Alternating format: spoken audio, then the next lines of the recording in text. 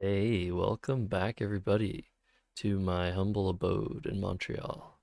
I've been gone for the past 4 weeks, playing 85 rated games of tournament Scrabble across three tournaments: Albany, New York, um, the Word Cup in Chicagoland, and the Scrabble Players Championship in Baltimore that has just concluded.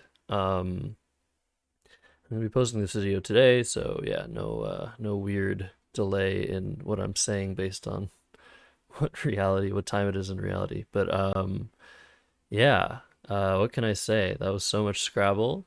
Scrabble is great. Over the total of 85 games, I averaged 428 points to my opponent's 398. Um, and the results were pretty bleak for what I expected. I did come in second place in the Albany tournament, although I was seeded first. So I was supposed to be the one winning the tournament.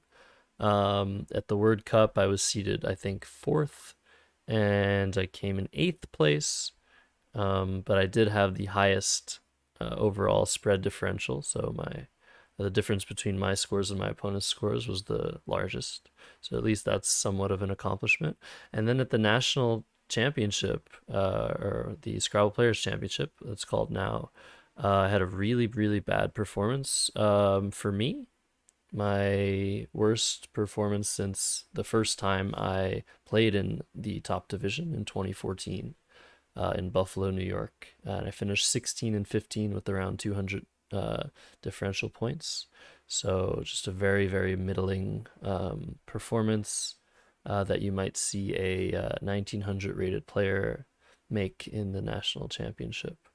Um, so yeah, definitely disappointed in my performance, but I guess it wasn't the worst thing. I did cash into the three events, um, so I was able to continue on my journey without feeling like I was just completely bleeding all of my vacation money.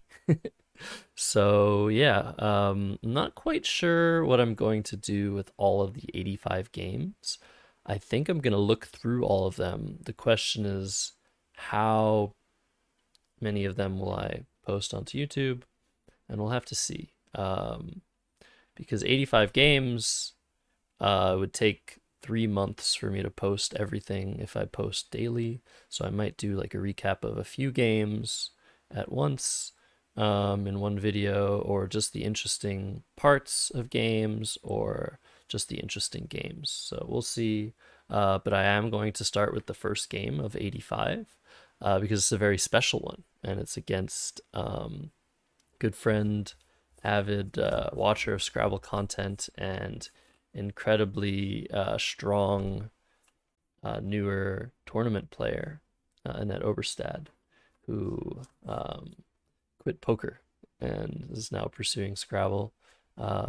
She played in both the Albany event and the Word Cup event, but did not play in the Nationals event in Baltimore.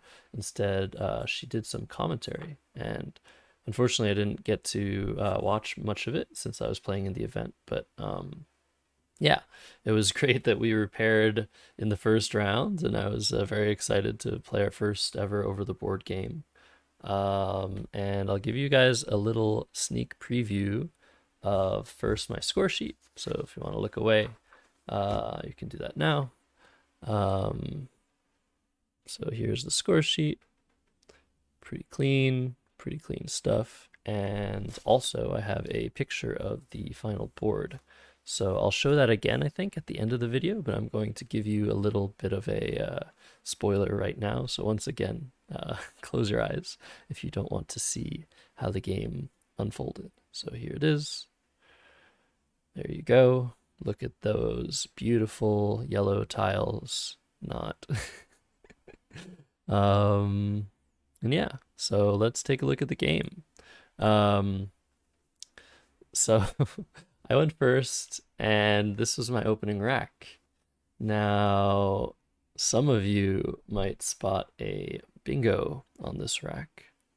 I also spotted said bingo and decided that I was making it up. So, a very bad start to my first 85 games where I forego the word trouths, which scores 84 points. If I put the H on the double letter score, that would have been a fantastic way to start things off, especially against such a strong player as Annette.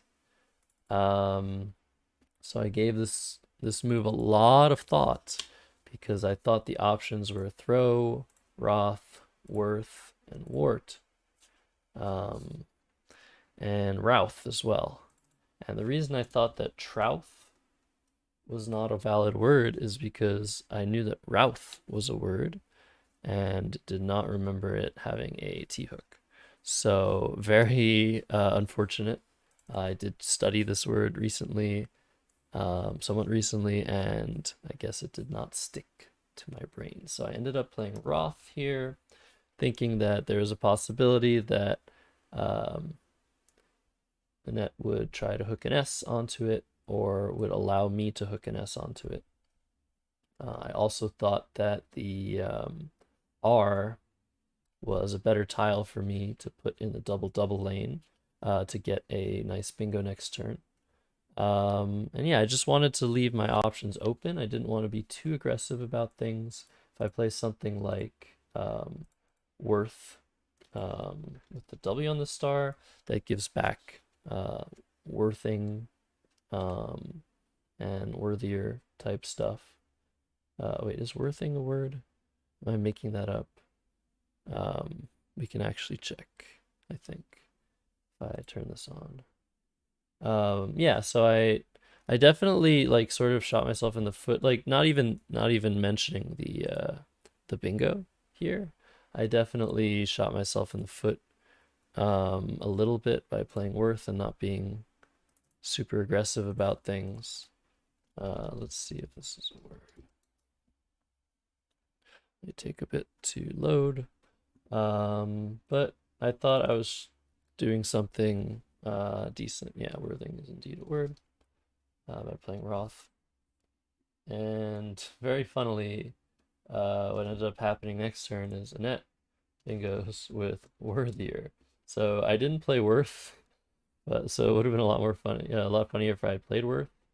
Um, but yeah, this comes down for 80, and suddenly none of my attempts at trying to put Annette in the deep end, sort of trying to make her uncomfortable with the state of things by playing a word she might not have been familiar with. Suddenly, I'm just down 50 points, with nothing much to show for. So I draw the Q and I draw the K, and I decide to play Stork here, which I think is a mistake. I think I'm supposed to play just QI and leave the spot alone, or QIS. I think QI is best. I didn't want to leave this scoring spot open. I wanted to open bingo lanes. I wanted to maybe make Annette worry about this this S lane, even though I have the Q and I'm nowhere close to hitting it. There's a couple reasons I made this play, but none of them are good enough to sacrifice all of the equity, the value of my leave after QIS, where I can score a lot of points with the K. And my best option after Stork is really just like dropping the Q. So this is definitely another mistake, two in a row, which is not something that I want to ever do, especially not against a strong player like Annette, especially not in the first game of a tournament. Yeah, just not good. So Stork comes down, Annette plays Vugs. She gave me her leave here, EBIZ. She had Grizz, or Vug with the H, but she chose Vugs. So what I wanted did indeed happen. She did, I mean, sacrifice. I don't think she meant to, but she sacrificed some points to block this S. Um, and unfortunately, I don't draw into a better 6 letters to go with my Q, but now I basically just have to play QI here and suffer with my 2 I's and my J and my W. Um, so on the next move, that plays Blitz for 27. Her leave here was ABO. So Brazil was available, and Brazil was available, and Zoril, but Blitz is a decent play here. Not Glitz. Here I still have my problematic letters, but I actually drew another S. This is not a word in NWL 2020, the lexicon we were playing in. Oh, another thing to mention is that the Word Cup was played in the NWL 2018 lexicon. So the word list without the expurgated or with the expurgated words in it. So all the words like Jews were playable. And so that probably inflated my average score because some of those words come up a lot. I remember playing a word with Abo for around like 80 points in one of my first games in World Cup. Maybe I'll show that one. But it also makes it impossible for the tournament to get coverage from any sponsored streams or whatever because of the offensive words contained in the lexicon. So they instead streamed the CSW International Lexicon of the Word Cup, which by all means was a stronger field as well than the NWL field. But yeah, okay. So here I play Jib. I'm really unhappy with it. I'm giving back such a strong lane, not lane, but scoring spot at 8A. Just any jibe or even just jibs, but mostly jibe word is going to score massively. It's the best I had based on my previous mistakes. So here Annette draws this rack and plays Flock, which is probably the best play. Good move.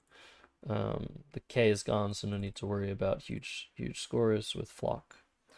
And here I had this rack and I played Whales over Wally's over all my other options because it sets up my S with Swales, hoping that Annette would not know that word or not see it or not be able to block it.